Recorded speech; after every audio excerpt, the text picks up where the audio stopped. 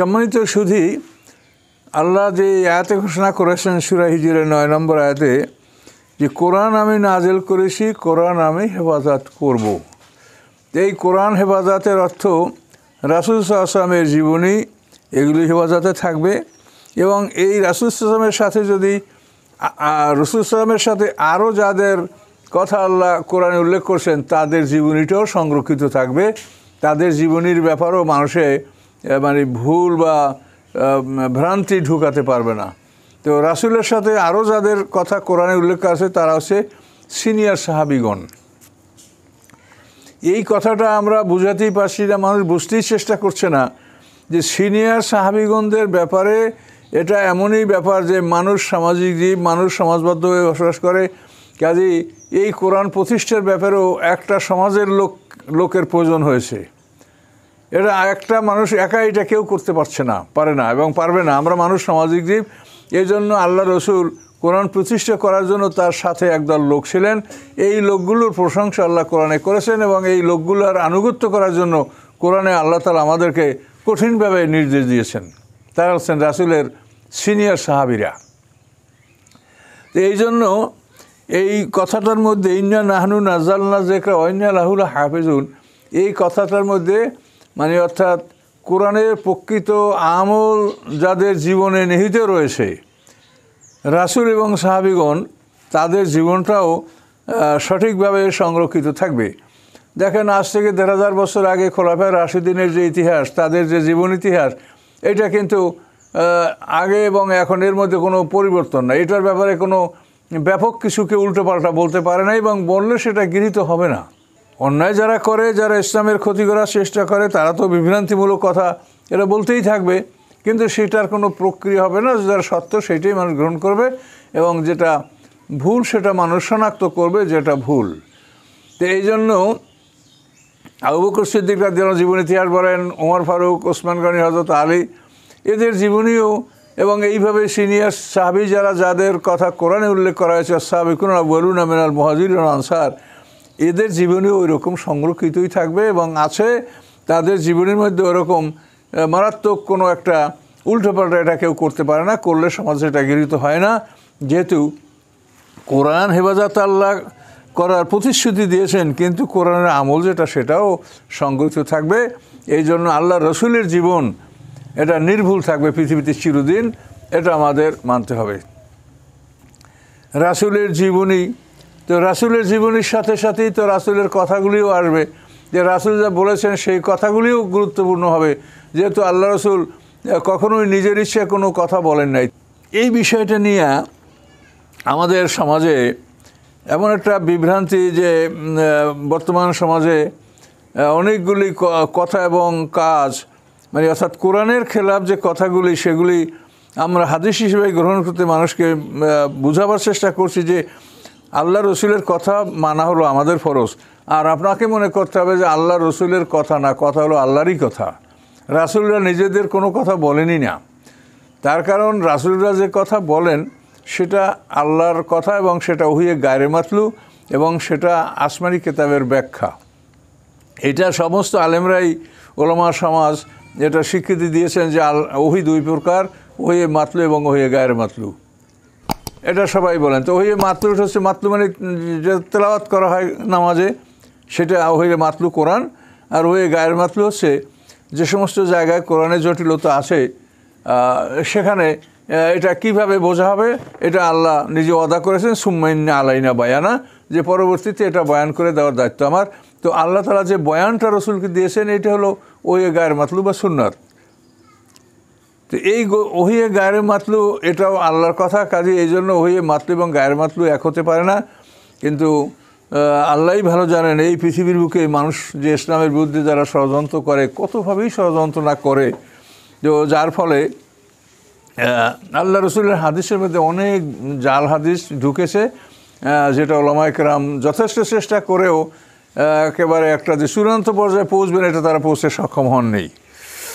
তো এইভাবে আমরা যে কথাগুলি দেখি যে সরাসরি কোরআনের খেলাফ, সেই কথাগুলি আমরা বোঝাবার চেষ্টা করলেও মানুষ বলে যে এটা বুখারী মুসলিম শরীফে আছে। এখন বুখারী মুসলিম কি আসমানি কিতাব না আসমানি কিতাবের সমকক্ষ, এই যে একটা ধারণা আমাদের অন্তরে ঢুকেছে, এই ধারণাটা কীভাবে আমাদের ঢুকলো? এটা অন্য অন্য আলেমদের মধ্যে যেমন ঢুকছে, এটা আমার মধ্যেও ঢুকেছিল। আমিও যখন ছাত্র ছিলাম, আমিও যখন পড়াশোনা করছি, তখন আমিও এটা মনে করছি, ওরে বাবা, এই মধ্যে যেগুলি আছে এগুলিকে কোনো রকম অমান্য করা যাবে না, যে কোনোভাবে এগুলিকে প্রমাণ করার চেষ্টা করতেই হবে, এরকম একটা মনোভাব কিন্তু আমারও ছিল।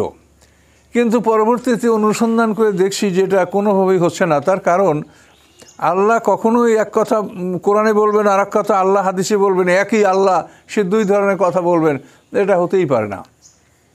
তো মানুষকে আমরা বোঝাবার চেষ্টা করে বোঝাতে পারছি না। তো আমাদের চেষ্টা অব্যাহত থাকবে, যদি কেউ বোঝে ভালো, আর যদি না বোঝে নাই বোঝে সেটাও কোনো আপত্তি নাই। আর আমার ব্যাপার আমি বলছি যে আমি একটা ক্ষুদ্র মানুষ, ক্ষুদ্র আলেম, আমাকে যদি আপনারা একটা জিনিস বুঝাতে পারেন তা আমি সেটা বুঝবো। কিন্তু বুঝাতে হলে আপনি যে আমাকে বুঝাবেন সেখানে কোরআনের সম্পৃক্ততা থাকতে হবে। এই হাদিসে আসে বলেই এটা যে সত্য বলে আপনি ধরেই বসে থাকবেন, এটা কিন্তু আমি মানব না। বিষয়টা কোরআনের সাথে মিলতে হবে। যেমন এই মুসা আলাইহিস সালামের ব্যাপারটা নিয়ে মেরাজের ঘটনায় যে হাদিস, এইটা বুখারী মুসলিমে আসেন, এই জন্য ওলামায়ে কেরামরা মানে আমাকে ধিক্কার দেন, আমার বিরুদ্ধে ফতুয়া দেন। তো দিচ্ছেন ফতুয়া, সেটা আপনাদের ব্যাপার, এই জন্য আমি একটুকু দুঃখিত না। তার কারণ আপনাদের কারো হাতে জান্নাত জাহান্নামের ফয়সালা নাই, ওটা আল্লাহর হাতে। কাজে এই ফতুয়াগুলি এটা আপনাদেরই ব্যাপার, যে দিচ্ছেন ভালো হলেও আপনার কাছে আল্লাহর কাছে ফল পাবেন, আর মন্দ হলে হয়তো আপনি বিচারের সম্মুখীন হবেন। কাজে এই ফতুয়ার জন্য আমি দুঃখিত না। কিন্তু আমি কথাটা বুঝাই বলতে চাই, সেটা হলো এই যে আল্লাহ তাআলা কোরআনে যে আয়াতগুলি বলছেন সেটা তো আপনি দেখবেন। আল্লাহ কোরআনে বলেছেন লা ইউকাল্লিফুল্লাহু নাফসান ইল্লা উসআহা। আল্লাহ তাআলা কোনো মানুষকে তার সাধ্যের বাইরে তার উপরে কোনো বোঝা চাপান না,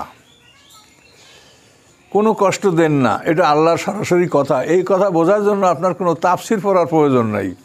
এটা আল্লাহর আয়াতটা শুনলেই আপনি বুঝতে পারছেন। সূরা বাকারা আল্লাহ এটা বলছেন শেষের আয়াতে, লা ইউকাল্লিফুল্লাহু নাফসান ইল্লা উসআহা। আল্লাহ তাআলা কোনো প্রাণীকে, কোনো মানুষকে তার সাধ্যের বাইরে বোঝা চাপান না। এখন আপনি কি করে বলতে পারেন যে আল্লাহ এরকম সুন্দর কথা বলেছেন, সেই আল্লাহ একটা মানুষের 50 ওয়াক্ত নামাজ ফরজ করতে পারে? এটা আপনি কি করে বলতে পারেন? তারপর আল্লাহর যে সুন্নাত, আল্লাহর যে কর্মধারা, সেই কর্মধারাটা আপনি লক্ষ্য করেন যে পিছনে যতগুলি নবী রাসূল, যত উম্মত পার হয়েছে, কোন উম্মতের উপরে 3 ওয়াক্তের বেশি নামাজ ফরজ ছিল না। তাহলে আল্লাহর কর্মধারা, যেখানে ওরাও আল্লাহর বান্দা, আমরাও আল্লাহর বান্দা, ওরাও মানুষ, আমরাও মানুষ, কিন্তু ওদের উপরে নামাজ ছিল 3 ওয়াক্ত, আর আমাদের উপরে নামাজ হবে 50 ওয়াক্ত। এটা কি কোনো বিবেকসম্মত, এটা কি ন্যায়সঙ্গত কথা বলেন? তো এই কথাগুলি আপনারা বুখারী শরীফে আসে বলেই এটা মানতে হবে, এই ধারণাটা আসলে আপনাদের ঠিক না। তার কারণ আপনি কি বলতে পারেন যে বুখারী কিতাব, বুখারী শরীফ আসমানি কিতাব না রাসূলের লেখা কিতাব? এই বুখারী শরীফ সম্বন্ধে এত কঠিন ধারণা আমাদের অন্তরে কিভাবে আসলো, এটা আমরা বুঝতে পারি। এটা হলো সমাজের একটা মানে একের পর এক কথা শুনতে শুনতে এটা আমাদের মনের মধ্যে এটা এমন একটা বিশ্বাস জন্মেছে যে ওরে বাবা, বুখারী শরীফে থাকলে এটা কোনো রকমে উপেক্ষা করা যাবে না।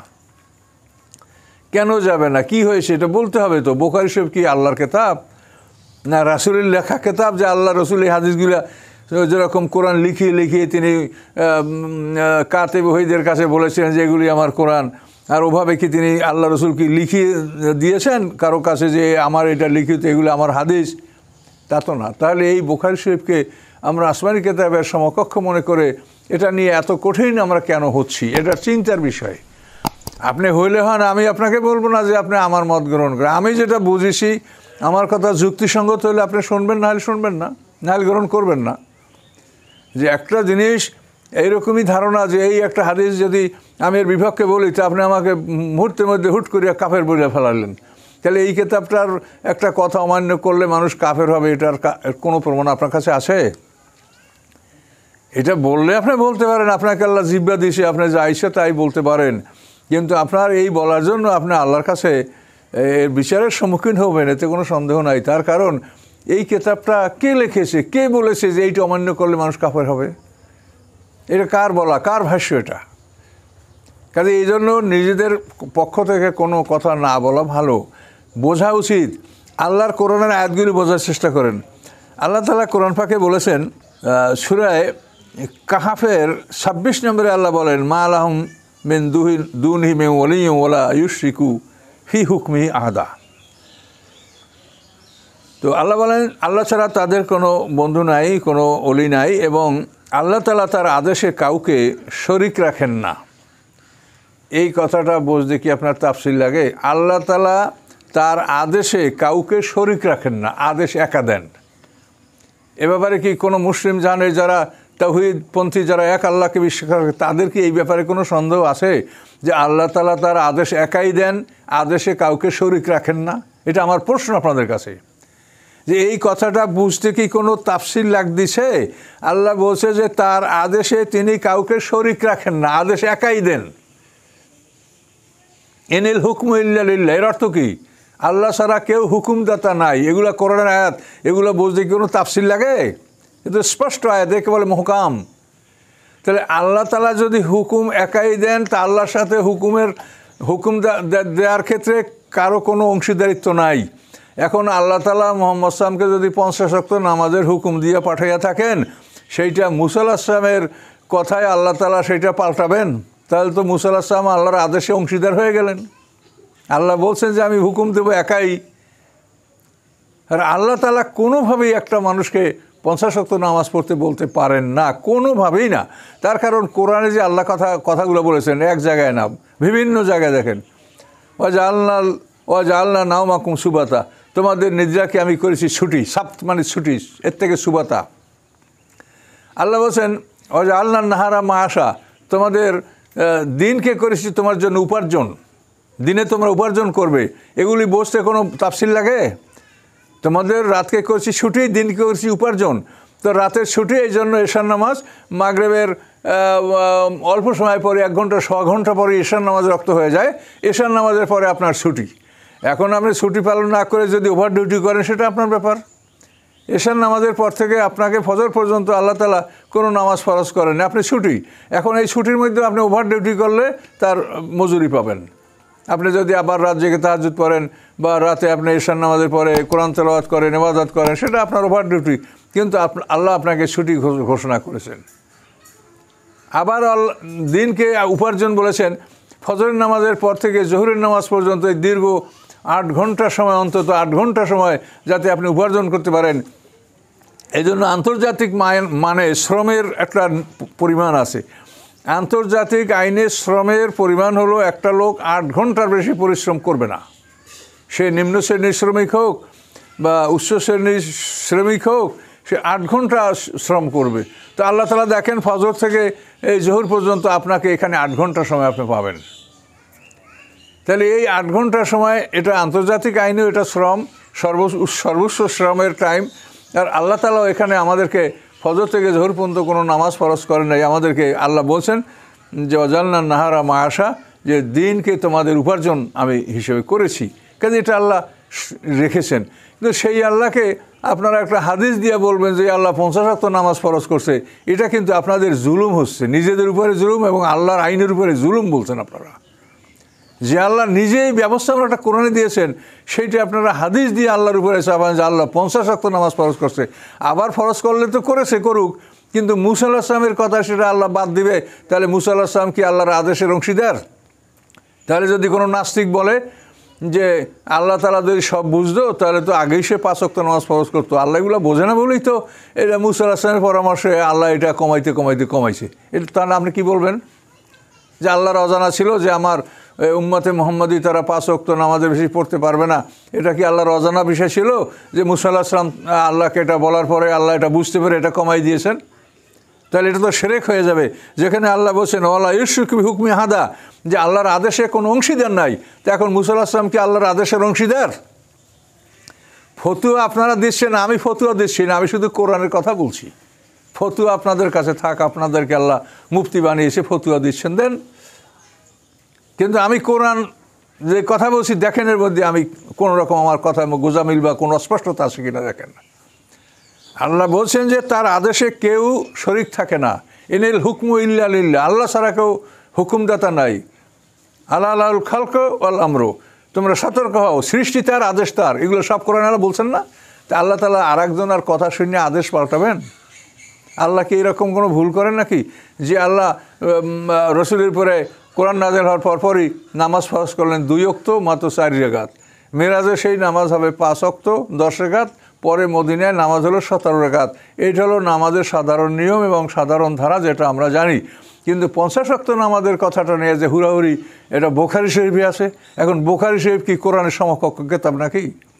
না, বুখারী শরীফে লেখা আছে জালিকাল কিতাবু লা রাইবা ফীহ, যে এই কিতাবে কোনো সন্দেহ নেই। বুখারীর উপরে এরকম লেখা আছে নাকি? আমরা বুখারীকে সম্মান করি। বুখারী কেন, যে কোনো হাদিস গ্রন্থকে সম্মান করি, যে এর মধ্যে কিছু ভুলভ্রান্তি থাকলেও আল্লাহ রাসূলের কথাও আছে। এই রসুলের কথা আছে, এই বিশ্বাসই আমরা হাদিসের সম্মান করি। আপনারাও করেন, দুনিয়ার মানুষ করে। কিন্তু এই জন্য এটার মধ্যে ভুল থাকতেই পারে না। এটা কোরআনকে উল্টে ফেলাবেন হাদিস দ্বারা, এটা কি সম্ভব? আপনারা যদি ওই হাদিসটাকে সত্য মানেন তো কোরআন তো উল্টে যাচ্ছে। আল্লাহ বলছেন যে আমার আদেশে কোনো অংশীদার নাই, আমি একাই আদেশ দান করি। তাহলে আল্লাহকে এখন মুসার কথা শুনে আল্লাহ তাআলা আদেশ পাঠাবেন? আর বিবেককে কাজে লাগান। মুসা আলাইহিস সালামের সাথে আল্লাহ রাসূলের সাথে কোথায় দেখা হয়েছে বলেন তো? এটা তাফসিরে বিভিন্ন বিষয় থাকতে পারে, তবে অধিকাংশ তাফসির কাকমাতে মুসা আলাইহিস সালামের সাথে রাসূলের সাথে ষষ্ঠ আকাশে দেখা হয়েছে। এখন ষষ্ঠ আকাশে দেখা হওয়ার পরে তিনি ফেরার পথে মুসা আলাইহিস সালামের সঙ্গে দেখা করার কথাই হাদিসে আছে। অন্য নবী রসুলদের সাথে যে বিদায়ের সময় দেখা করছেন এরকম কোনো বিবরণ নাই। যে মুসা ছাড়া অন্য নবীর সাথেও কি আল্লাহ রসুল বিদায়ের সময় দেখা করেছেন, এ কথা উল্লেখ নাই। আচ্ছা, তা মুসা আলাইহিস সালামের সাথে দেখা হয়েই থাকে। তাহলে মুসা আলাইহিস সালাম বললেন যে আপনার উম্মত এটা পারবে না, 50 ওয়াক্ত নামাজ ফরজ করছে, আপনি আল্লাহর কাছে যান, কমান। তো এখন আল্লাহর কাছে আমাদের নবী যাবে কেমন করে? আল্লাহর রসুল যে মেরাজে যে আকাশ ভ্রমণ করছেন, এটা যদি কোরআনে লেখা না থাকতো তো পৃথিবীর মানুষ, আমরা যদি কোরবান হয়েও যাইতাম তো এটা মানুষ বিশ্বাস করতো না যে মুহাম্মদ সাল্লাল্লাহু আলাইহি ওয়াসাল্লাম আকাশে গেছে। এটা আমরা যদি মুসলমানরা সব মইরে যেয়েও বলতাম যে মুহাম্মদ সাল্লাল্লাহু আলাইহি ওয়াসাল্লাম আকাশে, কেউ বিশ্বাস করতো না। কিন্তু এটা বিশ্বাস করতে মানুষ বাধ্য হয় কেন? যে এটা আল্লাহর কোরআনে লেখা। সুবহানাল্লাযী আসরা বিআবদিহি লাইলাম মিনাল মাসজিদিল হারামি ইলাল মাসজিদিল আকসা। পবিত্র তো ওই আল্লাহ, যে আল্লাহ রাতের একাংশে মুহাম্মদ সাল্লামকে মক্কা মসজিদ থেকে দূরবর্তী মসজিদে নিয়ে গেলেন, বাইতুল মুকাদ্দাসে নিয়ে গেলেন। স্পষ্ট কথা। তাহলে এই কথাগুলি আল্লাহর কোরআনে আছে বলেই এই কথাগুলি যখন আল্লাহ রাসূল বলছিলেন, তো মক্কার মুশরিকরা কেউ মাথায় হাতে তালি দেয়, কেউ কপালে হাত দেয়, কিছু লোক তো মোরতাদও হয়ে গেল। যাহারে মুহাম্মদ সাল্লাল্লাহু কী বলছে? আবার ওই কোরআনই বলছে ওয়ালাকাদ রাহু নাজরাতান উখরা ইনদা সিদরাতিল মুনতাহা, যে জিবরিল আমিনকে আল্লাহর রসুল আবার একবার দেখেছেন সিদরাতুল মুনতাহার কাছে। এই কথাগুলি প্রমাণ করে যে আল্লাহ রসুল আকাশ ভ্রমণ করেছেন, এবং এই কোরআনের কথাগুলি পৃথিবীতে কোনো মানুষ অস্বীকার করতে পারে না। অস্বীকার যদি আপনি করেন তাহলে আপনি একখান কোরআন বানান, আপনি বলবেন যে আমার মাতৃভাষা আরবি না। মাতৃভাষা আরবি না হলে কী হয়? ভাষা শিখতে কয়দিন লাগে? আপনারা ইংরেজি শিখছেন সবাই, কয়দিন লাগে? আপনারা তো সবাই ইংরেজিতে বিশ্বের যা কিছু করতে পারেন। ইংরেজি মাতৃভাষা যারা না, তারা ইংরেজিতে বই লেখে, কথা বলে, সব কিছু করে। আমরাও করেছি জীবনে। এগুলো কি ইংরেজি ভাষা অন্য ভাষা শিখতে কয়দিন লাগে বলেন? যারা আপনারা মনে করেন যে কোরআন মুহাম্মদ সাল্লাল্লাহু আলাইহি ওয়াসাল্লামের রচনা, তারা সবাই একত্রিত হন, হইয়া আরবি ভাষা শেখেন, শিখে তারপর চ্যালেঞ্জ করেন, দেখেন আপনারা লিখতে পারেন কিনা। আরবরা মূর্খ জাতি, তারা পারে নাই। দেখেন আপনারা যারা শিক্ষিত পণ্ডিত, যাদের আপনাদের অনেক ডিগ্রি আছে এবং এই কোরআনকে মুহাম্মদ সাল্লাল্লাহু আলাইহি ওয়াসাল্লামের বই বলে মনে করেন, তারা আপনারা একত্রিত হন, হইয়া সবাই আরবি ভাষা শেখেন। এটা তো 6 মাসের ব্যাপার। আরবি ভাষা শিখে তারপর কোরআনের মতো একটা কোরআন রচনা করেন। যদি পারেন তখনই প্রমাণ হবে যে কোরআন মুহাম্মদ সাল্লাল্লাহু আলাইহি ওয়াসাল্লাম রচনা করেছে। আর যদি না পারেন তাহলে যা বলার বলেন, আল্লাহর সামনে কঠিন শাস্তির সম্মুখীন হবেন, এতে কোনো সন্দেহ নাই। তো এই জন্য আপনি এখন বলেন যে মুহাম্মদ সাল্লাল্লাহু আলাইহি ওয়াসাল্লাম জিবরিল আমিনের সহযোগিতায় আকাশ ভ্রমণ করেছেন, এটা নিজে তার কোনো ক্ষমতা ছিল না।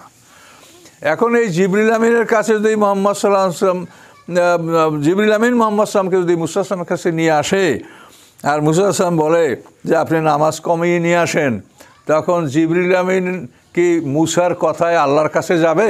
এটা আগে জবাব দেন। পৃথিবীতে এরকম আসমানি কিতাবে কোনো দৃষ্টান্ত আছে যে জিবরিল আমিন পয়গাম্বরদের, নবী রসুলদের হুকুমে আল্লাহর ফেরেশতা যাতায়াত করে?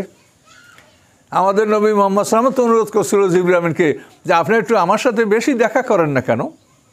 এটা তো আল্লাহ, আমাদের রসুল তো শ্রেষ্ঠ রসুল, যার নাম ধরে কোরআনে আল্লাহ ডাকেন না, ইয়া রাসূল ইয়া নবী আল্লাহ বলছেন, যে এত সম্মান করেছেন যাকে, সেই নবী তো জিবরাইল আলাইহিস বলছেন, সেই নবী জিবরাইল আলাইহিসকে বলছেন যে আপনি আমার কাছে একটু বেশি আসেন না কেন, আপনি যদি অনুপস্থিত থাকেন আমার খারাপ লাগছে। তখন এর জবাবটা কী দেওয়া হলো, ওমা নাতানাজ্জালু ইল্লা বিআমরি রাব্বিক। সূরা মরিয়মের ৬৬ নম্বর আয়াতে আল্লাহ এই কথা ঘোষণা দিলেন। জিবরিল আমিনের কথাটা কোরআনে আল্লাহ তুলে দিলেন যাতে আমরা জানতে পারি কি কথা। জিবরিল বললেন যে আপনার রবের আদেশ ছাড়া আমরা অবতরণ করতে পারি না। তাহলে জিবরিল আমিন রবের আদেশ ছাড়া এক কদমও চলতে পারেন না। তাহলে মুসা আলাইহিস সালামের কাছে আইসা মোহাম্মদ সাল্লাল্লাহু আলাইহি ওয়াসাল্লাম আর জিবরিল আলাইহিস সালাম থামেন, তো এইখান থেকে মোহাম্মদ সাল্লাল্লাহু আলাইহি ওয়াসাল্লাম আবার এই সপ্তম আকাশে কীরকম গেলেন আর আল্লাহর কাছে কীরকম গেলেন, এই বিবরণটা একটু দেন তো শুনি। কেমন গেলেন? আল্লাহ রাসূল একা গেছেন না জিবরিল আমিন নিয়ে গেছে? জিবরিল আমিন কি আল্লাহর হুকুম ছাড়া এক পলকও কি নড়বেন, এক ইঞ্চিও কি নড়বেন? তা আল্লাহ তাআলা কি জিবরিল আমিনকে বলে দিয়েছিল নাকি যে তুমি মুসার কথা শুনে আবার ওইখান থেকে ফিরে আসো না? আল্লাহ তাকে জিবরিল আমিনকে আসতে বলছে। এইগুলো কি হলো, এই সামনের অবস্থাটা কি হলো সেটা বিস্তৃত বিবরণ দেন। আর একবার দুইবার 9 বার, 5 নং 45, 9 বার আল্লাহর কাছে মোহাম্মদ সাল্লাম গেছে নামাজ কমাতে। যেখানে মোহাম্মদ সাল্লামকে কোরআনে বলা হয়েছে মা জাগাল বাসারু আমা তাগা, এইটার অর্থ কি দেখেন তো? মা জাগাল বাসারু আমা তাগা, অর্থাৎ মোহাম্মদ সাল্লামকে মেরাজে নিয়ে যাওয়া হয়েছে, সেখানে মানে জিবরিল আমিন যেটা ইশারা করছে সেটাই দেখেছেন। নিজের চক্ষু মানে লক্ষ্য মানে তির্যক করে বা লক্ষ্য বাঁকা করে তিনি আর একটার দিক তাকান নাই। এক জায়গায় অনেকগুলি আশ্চর্য বস্তু থাকলে তো মানুষ একটা থেকে আরেকটা দেখার জন্য তার কিন্তু একটা শখ হয়। কিন্তু মুহাম্মদ সাল্লাল্লাহু আলাইহি ওয়াসাল্লামকে বলা হয়েছে তিনি এতই বিনম্র, এতই তার মধ্যে ভদ্রতা, সভ্যতা এবং আদেশ মানার তার মধ্যে প্রবণতা, যে সে চক্ষুটা এদিক ওদিক নড়িয়ে চড়িয়ে দৃষ্টিতে এদিক ওদিক ফিরিয়ে তিনি কোনো জিনিস দেখার জন্য এরকম করেননি। যা তাকে দেখতে বলা হয়েছে সেটাই তিনি দেখেছেন। এতখানি যেখানে আল্লাহ রসুলের কথা বলা হয়েছে, সেই আল্লাহ রসুল মুসা আলাইহিস সালাম থেকে আল্লাহর কাছে গেছেন 9 বার। কীভাবে গেলেন সেটা একটু জানেন? আপনারা বড় আলেম, আপনারা তো ফতোয়া দিয়ে ফেলেন আমাদেরকে যে একেবারে দিন থেকে আমরা নাকি খারেজ হয়ে গেছি। গেলে দিনও আল্লাহর, আমরাও আল্লাহর, সেখানে দেখবেন দিন থেকে কে খারেজ হয়েছে। তো এখন এটা বিবরণ দেন যে জিবরিল আমিন মানে কি মুসার হুকুমে চলে, এটা কি কোনো বিধান আছে? হ্যাঁ, জিবরিল মুসা আলাইহিস সালামের কাছ থেকে আকাশে আবার মুসা আলাইহিস সালাম মুহাম্মদ সাল্লাল্লাহু আলাইহি ওয়াসাল্লাম কীভাবে গেলেন? এবং একবার দুইবার 9 বার। এই ধরনের অলিক কথা আপনারা বিশ্বাস করেন এবং এইটা বুখারী শরীফে থাকার কারণে এটা প্রমাণ করার জন্য আপনারা দুনিয়ার সব ব্যাখ্যা সরা এগুলো জোগাড় করছেন। দুনিয়ার ব্যাখ্যা সরা প্রত্যেকেই ব্যাখ্যা করতে পারে, সরা করতে পারে। কোরআন শরীফের তাফসীর সবাই করতে পারে, কিন্তু তরজমা সবাই করতে পারে না, আমি গ্যারান্টি দিয়ে বলতে পারি। ওই কোরআন শরীফের সরার, হাদিসের সরার, কেতাবের ব্যাখ্যা এগুলো আপনারা করতে পারেন, কারণ আমরাও তো ওগুলো পড়িয়ে শুনেই মানুষ হয়েছি। আমরা তো আমাদের তো বিনা সার্টিফিকেটের লোক আমরা না, আল্লাহর রহমতে। কেন ওই সরা সবাই লিখতে পারে, কিন্তু কোরআন শরীফের তরজমা করতে পারে না সবাই।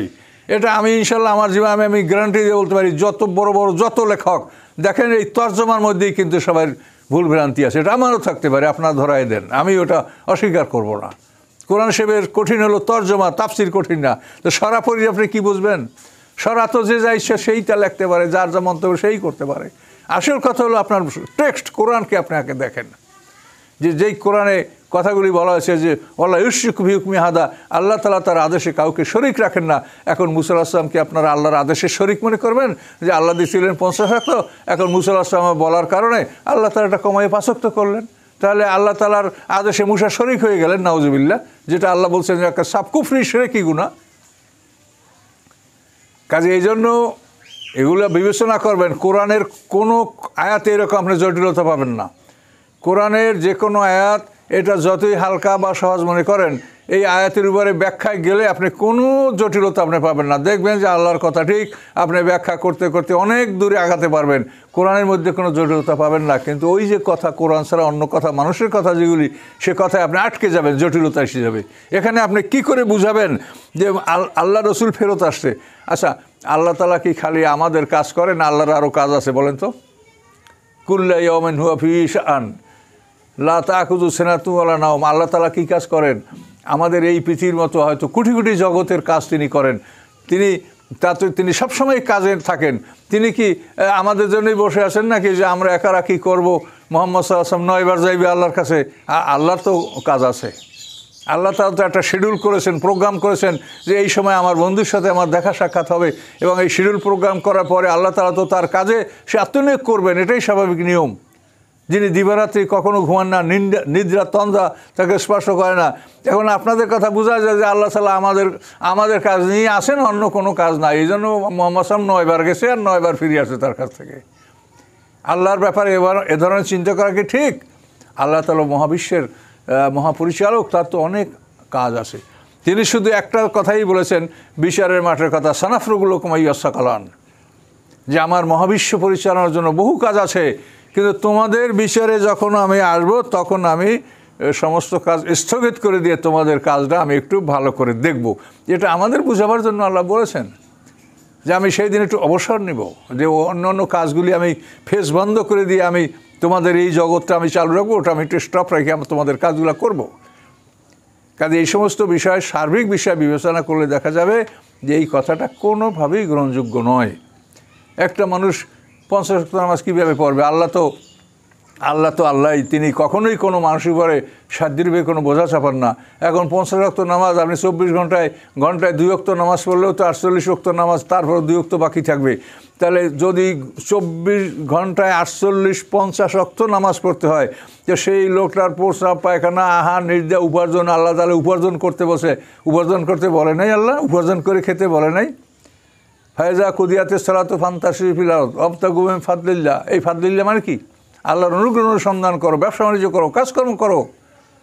তা আল্লাহ যে কাজ করতে বলেছে, মেহনত করতে বলেছে, সম্পদ জোগাড় করতে বলছে, জাকাত দিতে বলছে, আপনি 50 ওয়াক্ত নামাজ পড়লে আপনি আয় করবেন কোথা থেকে, জাকাত দিবেন কোথা থেকে বলেন? গরিবের সমাজের যে সমাজসেবামূলক কাজগুলি আপনি কোথা থেকে করবেন এগুলো বলেন? 50 ওয়াক্ত নামাজ ফরজ করছে আল্লাহ তাআলা, আর মুসার কথায় আল্লাহ কমাইয়া 5 ওয়াক্ত করছে। এগুলি হলো ইহুদিদের ষড়যন্ত্র। এটা তো আপনারা বুঝবেন না, এগুলা চিন্তা করবেন না। ইহুদিরা কীভাবে মানে এমনভাবে চেষ্টা করছে যে তারা দেখাতে চায় যে মুসা আলাইহিস সালাম না হইলে তো তোমরা শেষ হয়ে গেছিলা, এই মুসা আলাইহিস সালামের কারণে তোমরা এই বেঁচে গেলা, যে তোমাকে 50 ওয়াক্ত নামাজ ফরজ হয়েছিল, এইটা মুসা আলাইহিস সালাম বলে এটা কমাইয়া তোমাকে মুক্তি দিয়েছে মুসা আলাইহিস সালাম। এটা তারা প্রমাণ করতে চায়। আর আমরা প্রমাণ করি যে আমাদের নবীর কোনো উস্তাদ নাই।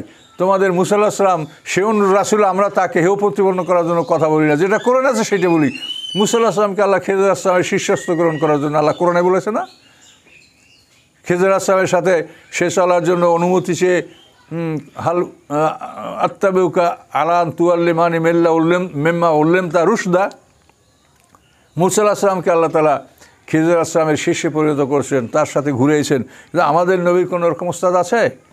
তো এখন আমাদের নবীর ওস্তাদ নাই, এখন আমাদের নবীর ওস্তাদ বানাবে ওরা মুসাকে, এটা ওরা চাচ্ছে। কাজে এগুলি ষড়যন্ত্র।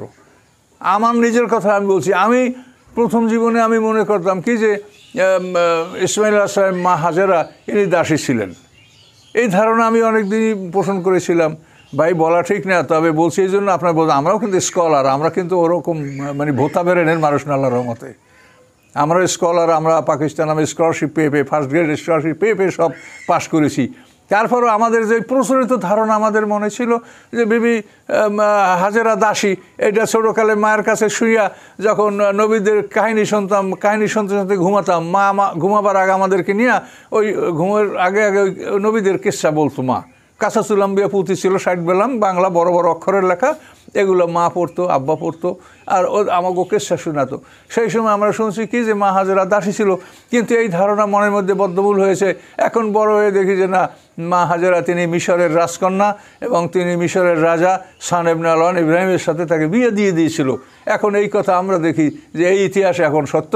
আর ওরা যেটা আগে বলেছে ওই কাসাসুল আম্বিয়ার মতো এইভাবে পুঁথিপুস্তকে যে কথাগুলো আছে সেখানে বলা হয়েছে যে মা হাজেরা ছিল দাসী।